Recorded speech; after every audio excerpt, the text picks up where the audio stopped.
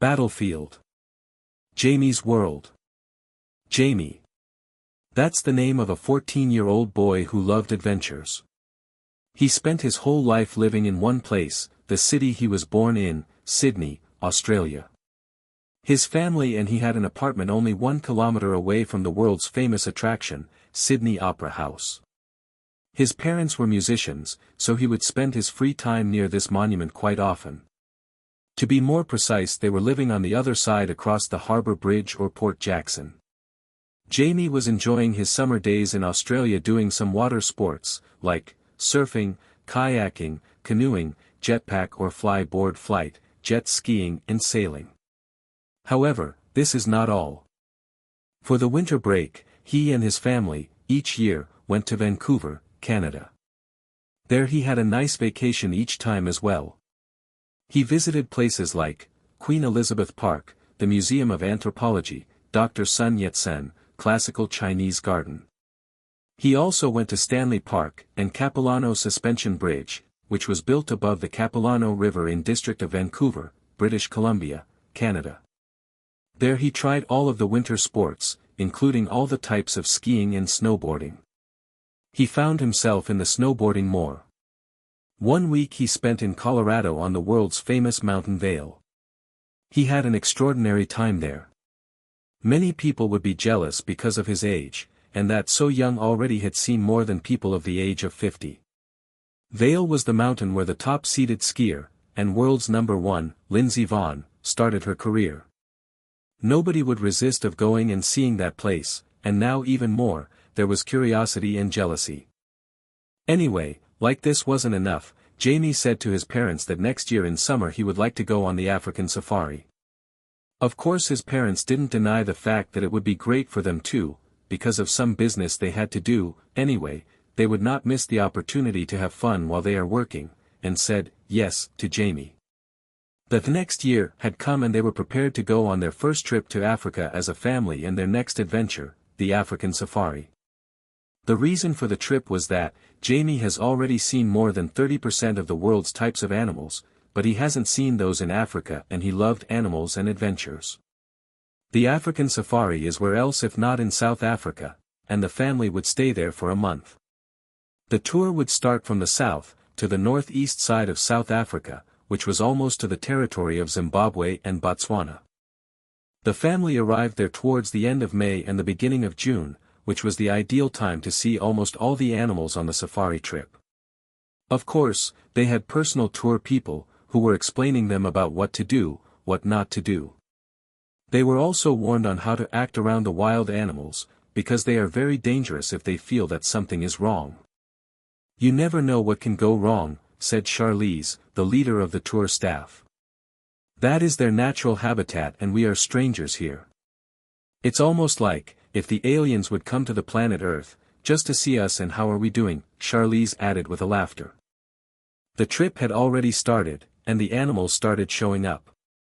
Let's name some of them: the cheetah, which is the world's fastest big cat and it can reach the speed up to 120 kilometers per hour, the lions, the elephants, the zebras, the tall giraffes, the hippos, in that dirty water, mud, the rhino, that thought he was a unicorn and was playful as well, the llamas, the cutest there by far, that had an awesome hairstyle as well, all kinds of monkeys. The family had seen other animals as well, like the big cats, such as jaguars and tigers. All of the animals were perfect according to Jamie. He was fascinated. People could wait for years to complete such a dream, of seeing these animals alive, in front of their eyes, but this family had seen all of them in just a month. Amazing! Jamie certainly didn't want to go back at home, but he had to. After that summer, that he will never forget, he had a high school year to start, which by the time they were there, it was around the corner to get started. That's Jamie's world. He explores new things and visits new places each year. The adventures were going on and on. When Jamie grew up, when he was around 20 years of age, he decided that he wanted to be a producer or writer of short movies, or even of big ones if there's an opportunity. So, he started hanging out with a crowd who belonged on such field, mostly, his father's friends, business elite who were into these kinds of activities, or people that he had met before on his trips on the 3 continents that he has visited. Jamie knew what he wanted, so decided to gather these people in a group called To Be or Not to Be. He was writing a story and wanted to share with the group. It was a story about a girl and her family. The girl was struggling with drug addiction and her parents did not know that in the beginning, but as soon as they found out, they decided to approach to her and try to get her to the hospital, so that the staff there would take care of her. At first sight, the group there were not as impressed as they should have been. They were very pessimistic about this thing and didn't think at all that Jamie was planning to put this into a short movie, but he knew what he wanted to do. This did not stop Jamie in believing in himself, and quitting the work that he has produced so far. That was their first meeting and the story was not completed yet, so that Jamie could read the plot and explain more about it. However, the meeting was over and Jamie went home to finish what he had started the story. He put all his energy in this story and was trying to make it worth for the rest of the members of the group, despite that they were not impressed. In the meantime, Jamie was a student of 3rd year at the National Institute of Dramatic Arts, NIDA, in Kensington, Australia, where he was one of the best students that this institute has ever had. For the matter of fact, the group did not know this information. The few students that knew what he was doing or at least trying to do, were asking him why he had chosen to write a story of a drug addict and why precisely of a girl, drug addict.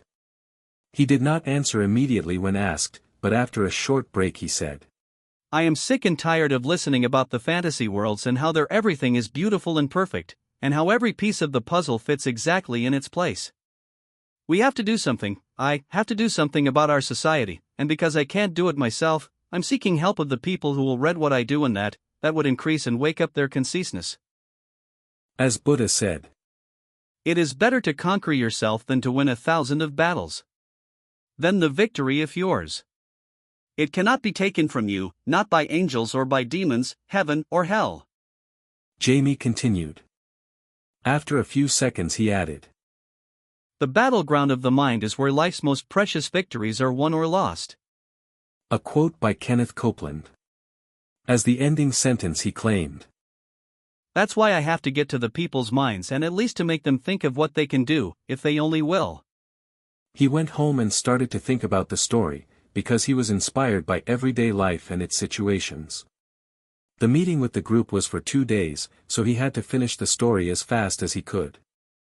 Frankly, it was not hard for him to do that, because he knew what he wanted and he would go for that.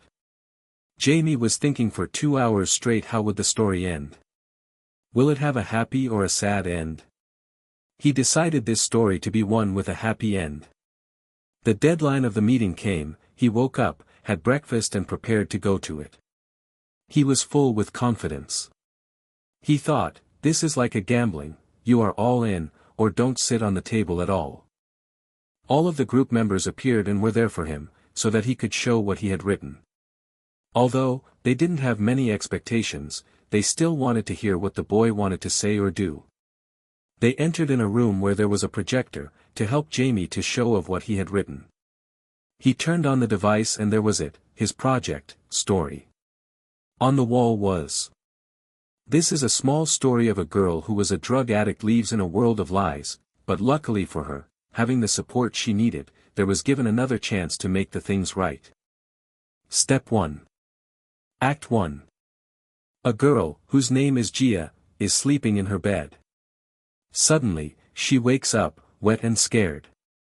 She had a dream nightmare. It's morning.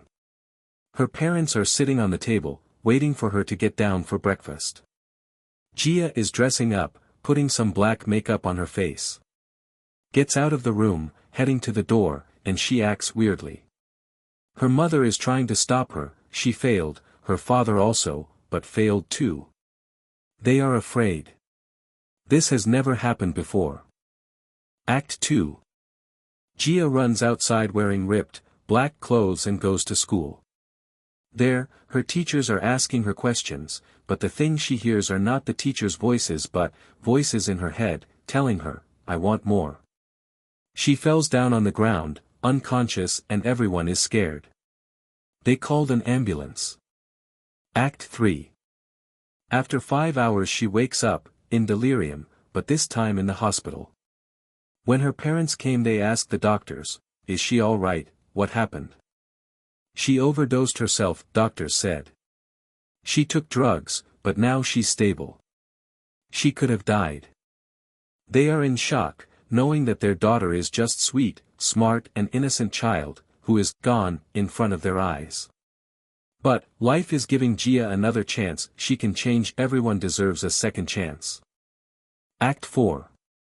She wakes up completely now, crying, begging her parents for mercy and forgiveness, and telling that she is sorry. She was taken but the drugs, she doesn't remember anything. They do forgive her. After this, now since they know what is going on, they don't want their daughter to be in the same situation again, so they take her to a special hospital to cure, as the days go by. At the end we find out that she was still having the nightmare but she wasn't aware of it, and is living it throughout these 4 scenes mentioned above. Step 2. Act 5.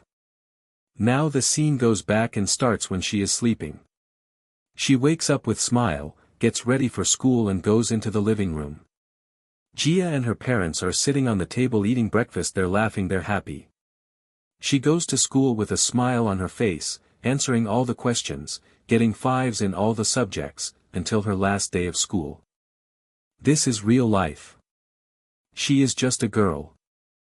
At the very end of the Step 2, Act 5, Gia has a paper on which with big letters says, "Sleeping is my drug, my bed is my dealer, and my alarm clock is the police." Jamie's last slide was a part from the story, which said, "Parents are key when it comes to keeping kids off drugs. Good parenting is the best anti-drug we have." Mel Carnahan. This show was over, but the show must go on and now the group has to decide whether they liked it or not. Jamie was scared and excited at the same time, even a bit anxious. There will be a call and they would say, yes or no, no other way, no maybe, no in between. After a short break, Jamie was out of the room, so that they could talk about his work. The group called Jamie in the room. They have made their minds, and with one call said, yes. The movie will be on the screen.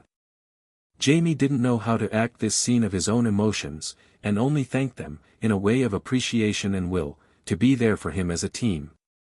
That same day, now evening already, Jamie called his parents and his closest friends, and the institute, to share his happiness and joy with them.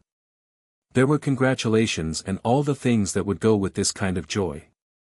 The next day, he woke up before the alarm clock, went downstairs to have a breakfast and to show off to his parents. They, no doubts, were very happy and proud of him. They believed in him all the time and never said no to anything he wanted to achieve, because they were successful as well in their careers, only because they had determination. Jamie once again repeated that he had written a story and now that same story would be on the big screen, people would watch it and read it, criticize it and talk about it. He even was hoping to get an award for that piece of art he created. He later went to the NIDA to share in details for what has happened, and he even chose the actors for when he would produce the short movie. They are on his list. The professors and his colleagues were happy and proud of him as well. He had done this for this short period of time and this young. Of course, this fame has its own prize too. There were the haters, which are in every field of life choices, whether we want or not, when they see how some people are succeeding, and they are not. He didn't care, he knew what he wanted and his dream for his future is slowly getting in progress, of becoming a writer/producer. Now at home, he turned on the TV and there were the breaking news. He was on the news, which was mind-blowing for him, at that age. He looked at the TV with great carefulness, not to miss something out. Boom!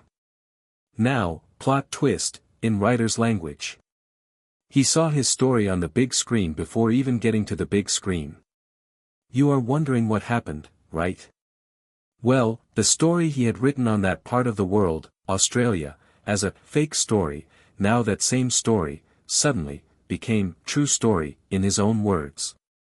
So, the story he had written, was happening to a girl in another part of the world, Iowa, a Midwestern country in the United States. Her name was Addison Montgomery. Jamie was in shock after this. He couldn't believe his eyes, nor ears. In order to teach the world a lesson, that without drugs, alcohol or whatever else, we can have the life we want to and that these things only stop us from doing so, he is the one who's suffering now, his lesson became weapon. He felt that his dream of producing his art had fallen to a water and drowned, he will never do that again. He felt awful, for the first time in his life and lost all his hopes and felt guilty, like he was the cause for this girl's ruined life. He found himself in a no-way-out room situation. He felt that this was, now, his dream and that he woke up in a dark room, only to feel his own medicine on his own skin. After a while, he came to himself and tried to think about all the things that had happened so far. It was devastating for him as a writer, but first and foremost as a person, to know that his act might have hurt someone, or lead them to commit something wrong, in a way that nobody was expecting it to be. It is awful. People are always preoccupied with material things, especially adults. They always think about the money and how to get to them, not looking around. It is well known, that they are doing it for themselves or for the family members, but it's just that. Sometimes it does not matter how much money you have. It's not about the money, or at least not always, it's about how much you care. Seeking for money, parents forget, non-intentionally, about their children and how they feel. They do feel like they have been left aside. Not a good feeling. As Jamie has said before with this quote, parents are key when it comes to keeping kids off drugs. Good parenting is the best anti-drug we have, Mel Carnahan. I agree and say that parents are the key for everything. From the moment we open our eyes, we look up to our parents and try to act, at young age, and try to, like them when we get older. So, parents basically, must set up a good and positive example for the future of their children. Because also, children are the mirrors of the parents, they resemble/represent them in almost every aspect. However, there can be found rare, but still, good examples of children who derived from their parents and are on the right track in life. The point is that everything comes from the family and the surrounding, but mostly from family. Jamie's parents heard about these news too. They were in shock like Jamie, himself. But as very aware about this true plot, they gave him the advice stated above, parts of it. Also, mentioned that he should not be afraid, that they are and always will be around him in every situation to support him no matter what. This is not your fault, it could have happened to anyone. Jamie was now calm, as he could be, but still restless. The feeling kept going until he went to his computer to see other news. He opened the web page of the TV program with news on and read. While he was reading, he found the same news he heard previously on the TV and was reading it carefully. He came to conclusion that at least one part is positive in the whole situation. The girl was still alive, just like the girl in his plot.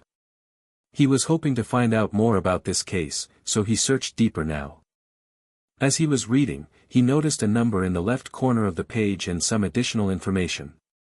It was the girl's personal information status, and that took him by surprise. He clicked on the link which led to another one. However, the new opened web page brought new expectations on the table. It would say, Addison Montgomery, a picture attached right next to it. This is the drug addict that broke her parents' hearts by stealing from her own home. Addison Montgomery broke into her old home, kicked down her brother's bedroom door and stole his PlayStation in a bid to pay off drug debts. The 20-year-old girl was in jail for 30 weeks. During that time her mother said for the reporters from TMZ.com, I cannot believe she stooped so low as to target her brother. There is no excuse what she has done this time. She has not only stolen from her brother but vandalized our home and taken our peace of mind.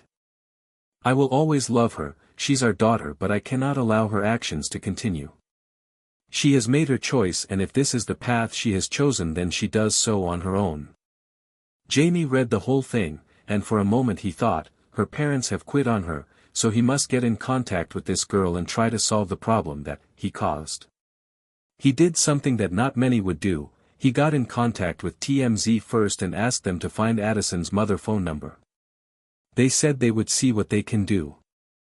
2 days after he got the call from TMZ with the good news, the phone number. After this, Jamie was determined to call Mrs. Montgomery and talk to her about the situation and her daughter. He did call, and when he explained why he is calling, the mother hung up the phone. Jamie was in shock. He did not see that coming, not at all. As the time went on, it's been 2 weeks since the call. Now he tried to call again. Jamie called non-enthusiastically this time, thinking that she would hung up again, but it's worth trying, isn't it? He called, the mother answered, he explained once again the reason he was calling for, and it went well. The conversation started going. After a while, Jamie said, "If you can give me your address, I would like to come and to meet your daughter, because I think that I have the solution." Jamie told his parents, and they flew in together in Iowa with the first plane. The parents were at the airport to pick the new stranger guests. First thing, a moment of silence. Then the conversation started. Jamie introduced himself and his parents. They arrived one day before Addison would get out from the jail. It was Thursday and next morning would be Friday. Both families went home and were introduced to the new place. They were going to stay there for a few days. Although there were adults in the room, both parts' parents, Jamie was the one who was in charge of everything. During the flight he was trying to think of some words of compassion or how to act out the right attitude towards the situation. "I would like to see Addison's room, if you don't mind," Jamie said. Amelia, Addison's mother, agreed and took him upstairs. It was left like this since the moment she went out of the house and never came back. After the incident with the stealing, Amelia said. Jamie tried to break the silence by asking questions. "What do you think that might have caused your daughter to become what she is today?" Honestly, I wouldn't know. Answered Amelia, going back in the time with her memories. Addison was a happy child. She would always get what she wanted. Her father, Paul, and I would always try our best to keep her satisfied and to have everything she wants. Money was never the problem. "I support you in that, but have you ever thought about this life of her having everything she requires, having consequences? I know that you want her to have everything, I understand that, but seems like you were never at home." There was a moment of silence, after which the mother said. Yes, how come I've never thought of this? This is the main issue. I, myself, grew up without my father, who passed away when I was 8, and it was devastating to see my mother struggling, and myself, I was destroyed. They have kind of discovered that it wasn't Jamie's fault, that their daughter was taking drugs. Meanwhile, when the mother was talking about the situation, Jamie was going through Addison's stuff and found a diary. It was with a black cover page, which according to him, would mean that the black color is the absence of color. Black is a mysterious color that is typically associated with the unknown or the negative. They opened the diary and on the first page there was written, "Every one of them says how are you? And you always have to say good, even if you are not good." They could not continue reading it. Even from this first and obscure, sort of, line you could have noticed the look on Amelia's face. This line could be a clue and lead them to the real reason of Addison's addiction. The time will show, they thought. After a while, both, Amelia and Jamie went downstairs, where in the living room, there were Paul and Jamie's parents. They sat on the dining table to have dinner and to have a small conversation, to explain what had happened upstairs. All of these information lead to that Addison was feeling lonely, and that maybe, using drugs helped her to create imaginative friends, or siblings, knowing that her brother wasn't always near her. Yes, she was Montgomery's second child. Their son Max was abroad studying law, at the moment of this happening. The dinner was over and both families went to bed. The next morning Addison was getting out of prison. 8 a.m. Morning. Everybody dressed up and went downstairs to have breakfast. It could have been seen miles away that Montgomerys were upset and existed at the same time because they would see their daughter again, clean, a term that is used when someone stops with an addiction of something, drugs, for the first time after a long period of time. During the breakfast, there was a small tension that could have been noticed, The mother's hands were shaking. She is a mother, she cares more than everyone else, and the father kept asking what's the time, because 10 a.m. was the time they would meet with Addison. Meanwhile, 7 a.m., in the prison where Addison was, there were routine controls for the people in her group, same like her, drug addicts. She took the test and passed it. It was negative, which means she was clean. She went in her room, dressed up and went to have breakfast at 8:30 a.m. She was the only one from the group that was her time to be released from prison that day. After breakfast she again went in her room to pack her things and to say goodbye to her friends. It was 9:30 a.m. and she went to the mayor's office to sign some papers for the releasing. On the other hand, both families were already in front of the prison waiting for Addison to come out. Amelia and Paul's hearts were beating insanely fast and many questions were asked from them. How would she look like? Is she feeling better now? Was she eating properly all this time? Were they taking a good care of her? Does she has clothes? Is it too cold or too warm? They weren't allowed to see her during her time spent in the prison, because it was special institution for people like her, a hospital kind of. The moment of truth, there she was. After filling in the papers, Addison was released from prison. The main door opened, she stepped away and the door closed behind her. That gray door never looked bigger, but nobody noticed that. All they could see was her, all they could do is stare at each other. After few seconds of staring, Addison and her parents ran towards each other and reunited with a big hug. There were tears, there were smiles. Amelia introduced the new family and the creator of her destiny. On the way home, they did not say a word. When home, Addison said that she wanted to talk with Jamie in private, so they both went upstairs in her room. He was somehow afraid that the words she would say would be too harsh for him and he could not have taken that. He started to break the silence with his words of innocence, saying he was sorry and that he could not have imagined that this could have happened, when suddenly he was interrupted by the girl that was standing in front of him, Addison. She took his hand and both sat on the bed. I know you are afraid. There is no reason for you to be scared. I can notice that your spirit is messed up, but no, let it. I won't judge you. I called you in my room to thank you for what you have done for me. He was expecting her to scream and shout and all those bad words to be said in his face. It was a surprise, because he for sure did not see that coming. Before letting her continue, he asked, But how come you say thank you to the guy that made you a bad person? What happened? Are you all right? Then with a laughter she answered, I'm very good, thanks to you. Just for the record, you did not drag me in this situation, but you saved me. You saved my life. You should be proud of yourself. Now don't talk, and let me explain how and what had happened. I see that you read my diary. That's cute, but only the first page? That's something else. If you went a bit deeper, you would have found the whole truth about me, and the reason why the things are the way they are. Anyways, I will try to make a long story short that you would be able to understand. It all started with this diary. I started writing when I was 10 years old, and now I'm 20. I wanted to be a writer when I grow up. I'm telling this to you, and yes, it was a secret, and only you can understand me, since you, yourself, want to be a writer/producer of movies. Well, this is closely related in a way with yours. It was clear that she knew something about him. She continued. However, I never got the chance to talk to anybody about this, because most of the time nobody was home. My parents were always working, and my brother was never around to protect me as he is older, because he was always studying, head in the book. I was like water under the bridge, not of a big importance. I never went on vacation like other kids did when they were young. I've never seen the lake, the sea, the ocean, or even a mountain. Maybe it sounds dull to you, I don't know, but I had to find something that will serve me as entertainment, so I thought that drugs will help me. I found out about this from some guys who were living on the streets, were homeless, 2 blocks from mine. They were selling drugs in order to get some money, to buy new clothes, to buy food and drinks. I thought they were cool, so I approached them and asked for some stuff.